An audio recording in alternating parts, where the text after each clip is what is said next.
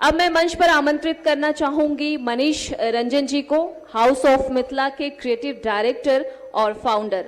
और इसके साथ ही मैं अपने संपादक अनुराग सर से अनुरोध करूंगी कि सर इनको अंग वस्त्र और साथ ही साथ स्मृति चिन्ह देकर इन्हें सम्मानित करें। मनीष रंजन जी के लिए जोरदार तालियां हो जाए, क्योंकि ये अपने आप में अनूठा काम कर रहे हैं। मैथिली पेंटिंग को फर्श से अर्श तक पहुंचाने का इन्होंने काम किया है। मैथिली पेंटिंग जो अपने आप में एक नया अनूठा प्रयोग है, बिहार की पहचान है, जिसको राष्ट्रीय नहीं अंतर्राष्ट्रीय मुकाम तक इन्होंने पहुंचाया है।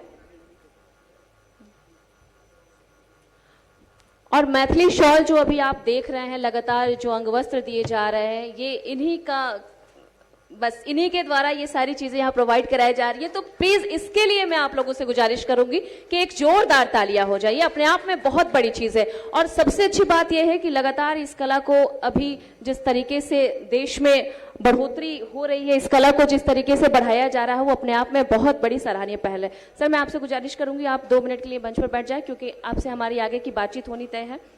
आगे मैं बुलाना चाहूंगी श्री उदय शंकर जी को, director MD carnival English school. उसके लिए भी मैं अनुराग सर से गुजारिश करूंगी कि सर प्लीज इन्हें भी अपने हाथों से सम्मानित करें। तालियां बजती रहनी चाहिए। सब कुछ हो रहा है, तालियों में बहुत कमी आ रही है, प्लीज तालियां नहीं रुकनी चाहिए। प्लीज अपने तरफ से आप लोग ताली बजाते रहें। श्री उदय शंकर जी को सर से अनुरोध है कि फेलिसिटेट करें स्मृति चिन्ह और अंगवस्त्र देकर।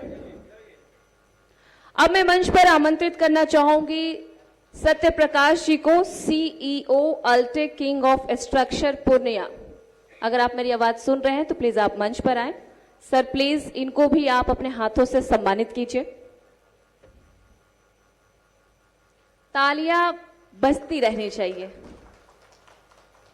डॉक्टर सुजीत कुमार जी को मैं आवाज देना चाहूंगी, प्राचार्य Vidya Vihar institute of technology Purnia. इनके लिए भी प्लीज जोरदार तालियां हो जाए। अब बात होगी कला की, क्रिएटिविटी की, मिथिला पेंटिंग की। तो सबसे पहले इस बातचीत के लिए एक जोरदार तालियां हो जाए। मैं मंच पर बुलाना चाहूंगी अपनी सहायक रश्मि को, और साथ ही साथ ये जो हमारे मंच पर अभी विराजमान है सर, उनके साथ हमारी ये खास बातचीत होगी। तो ये मंच आप दोनों का है, और मंच की सार्थकता बनाए रहने के लिए आपकी जो बातचीत चल रही है वो प्लीज उसकी कंटिन्यूटी को आप लोग मेंटेन कीजिए। एक बार फिर से जोरदार तालियां हो जाए। बहुत शुक्रिया सृष्टि आपका। और हमारे साथ मौजूद है मनीष रंजन, जो कि creative director and founder house of Maithili है। पहले तो बहुत स्वागत है आपका मनीष रंजन जी। और देखिए, बातचीत का सिलसिला शुरू करने से पहले मैं एक बात आज मेंशन करना चाहूंगी कि देखिए, अब बिहार किसी से पीछे नहीं है और हर क्षेत्र में बिहार आगे चल रहा है। जरूरी ये हो जाता है कि बिहार में जो कला है और यहाँ की जो सभ्यता है या यहाँ की जो टैलेंट है, उसे एक सही मंच मिलने की, एक सही पहचान मिलने की, और वो कर दिखाया है मनीष रंजन ने। तो एक बार जोरदार तालियां हो जानी चाहिए मनीष रंजन के लिए। और बहुत स्वागत आपका करते हैं। सबसे पहले तो आपसे यही हम जानना चाहेंगे कि ये पूरा आइडिया कैसे आया आपके पास और कैसे आपने ये पूरी प्लानिंग की है, और आज आपका जो ये बिजनेस आपने स्टार्ट किया कोरोना के वक्त में। मुझे लगता है कि कोरोना एक ऐसा वक्त था जब हर किसी को खुद को पहचानने का वक्त मिला। लोग अपने घरों में कैद थे और उन बंदिशों को तोड़कर लोगों ने अपनी उड़ान को एक पंख दिया है, और उसी मजबूत पंख के जरिए कई ऐसे लोग हैं जिन्होंने अपना स्टार्टअप शुरू किया। मनीष रंजन जी, आपके पास ये आइडिया कैसे आया उस दौर में, और क्या आपने सोचा, क्या आपने प्लानिंग की? जी, थैंक यू सो मच मुझे सीमांचल मंथन के इस स्टेज पर आमंत्रित करने के लिए। मैं बेसिकली मुंबई में रह के फैशन डिजाइनिंग का काम कर रहा था, और मल्टी नेशनल कंपनी जो है वाईकॉम 18 और MTV जिस चैनल जैसे जगहों पे मैंने काम किया है।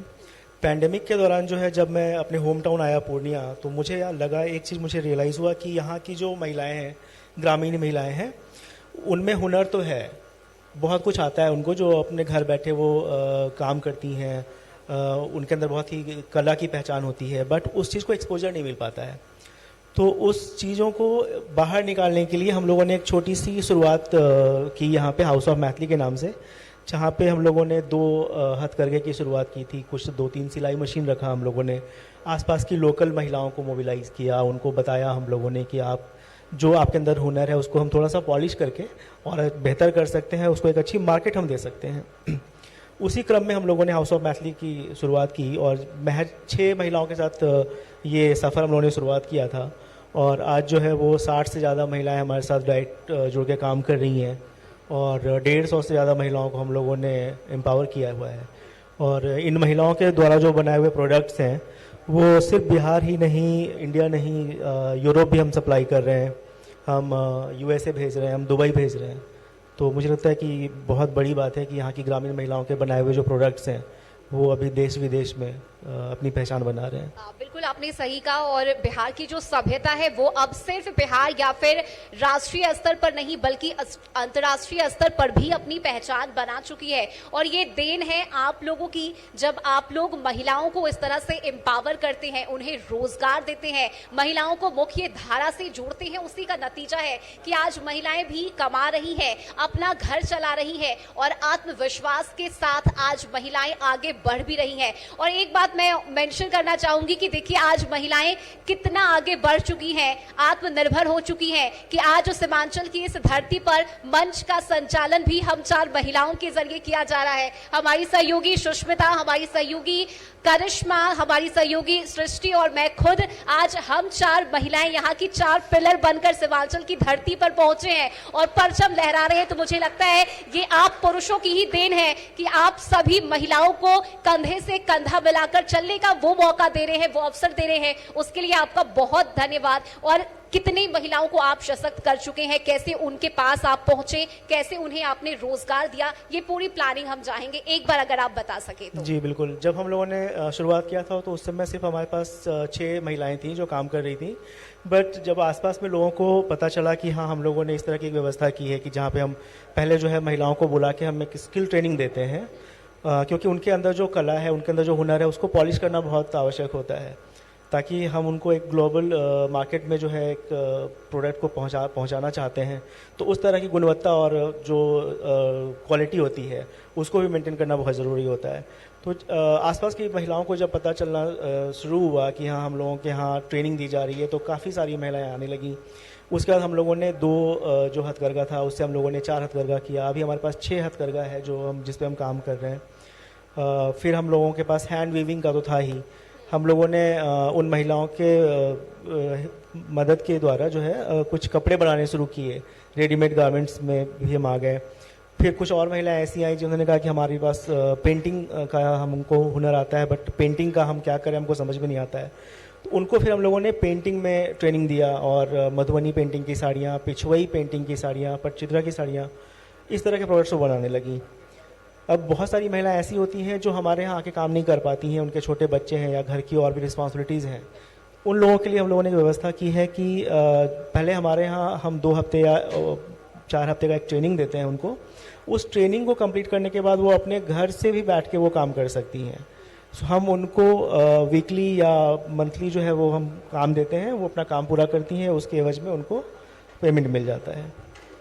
ये इतने बड़े स्तर पर आपने काम किया है, मुंबई जैसे नगर में आप रहकर आपने कमाया है, अपना नाम बनाया है, इतने बड़े प्लेटफॉर्म पर आपने काम किया, कैसे आपने सोचा कि वापस अपनी धरती पर आकर, पूर्णिया में वापस आकर ये स्टार्टअप आप करें? देखिए, जब मैं पूर्णिया आया था तो मुझे बिल्कुल इम्पॉसिबल लग रहा था। मुझे बिल्कुल भी उम्मीद नहीं थी कि हाँ, मैं यहाँ कुछ कर पाऊँगा। मतलब मुझे लिटरली मैं बताऊँ तो मैं रोता रहता था यहाँ पे कि मैं अब नहीं हो पाएगा। यहाँ पे रिसोर्सेज की बहुत सारी कमी है। कई बार मुझे लगा कि नहीं, मुझे वापस चला जाना चाहिए मुंबई, और जिस तरीके से मैं जॉब कर रहा था मैं जॉब करूँ। फिर बट मुझे बाद में लगा कि नहीं, अगर आज हम लोग रिसोर्सेज का रोना लेकर के बैठ जाएंगे तो कल की जो न्यू जनरेशन आएगी उनको हम कुछ दे नहीं पाएंगे। तो अगर आज हम उस रिसोर्सेज की कमी को हम दूर करते हैं या हम क्रिएट करते हैं तो हमारी जो आने वाली पीढ़ी है उनके लिए हम एक रास्ता बना रहे हैं। तो ये मुझे लगा कि एक अच्छी शुरुआत हो सकती है। और पूर्णिया का मुझे बहुत ही ज़्यादा सपोर्ट मिला, बहुत ज़्यादा प्यार मिला यहाँ के लोगों का, कि प्रोडक्ट्स को भी लोगों ने बहुत पसंद किया है। हर तरीके से यहाँ पे लोगों ने मदद की है। तो मैं अपने आप को बहुत लकी भी मानता हूँ कि मैंने शुरुआत की और मुझे पूर्णिया जैसे शहर में यहाँ के लोगों का सबका बहुत प्यार मिला, तभी हम लोग इतना आगे कुछ कर पाए हैं। बिल्कुल, और मुझे लगता है कि एज अ यंग जनरेशन ये हमारी भी रिस्पॉन्सिबिलिटी बनती है कि जो हमारी आने वाली पीढ़ी है या जो हमारा अगला नस्ल है उन तक हम अपने इतिहास को, अपने धरोहर को, अपनी संस्कृति को उन तक ट्रांसफर कर सके, और ये काम आपने कर दिखाया है। इसके लिए एक बार जोरदार तालियां मनीष रंजन के लिए, और बहुत शुक्रिया आपका हमारे साथ इस मंच पर जुड़ने के लिए। Thank you so much.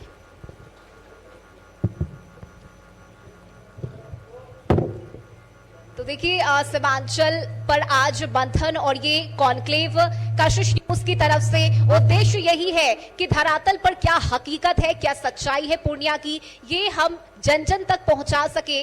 और इसी कोशिश के साथ कशिश का कॉन्क्लेव आज सीमांचल में हो रहा है, पूर्णिया की इस धरती पर हो रहा है। अभी आगे भी कई गणमान्य लोग हमारे साथ जुड़ेंगे और उनसे आगे भी बातचीत का सिलसिला जारी रहेगा। Over to you Srishti. Thank you so much Rashmi, और बहुत बहुत शुक्रिया हाउस ऑफ मैथिली के क्रिएटिव डायरेक्टर और फाउंडर का। वाकई आपका जो काम है और आपका जो योगदान है वो अनुकरणीय है।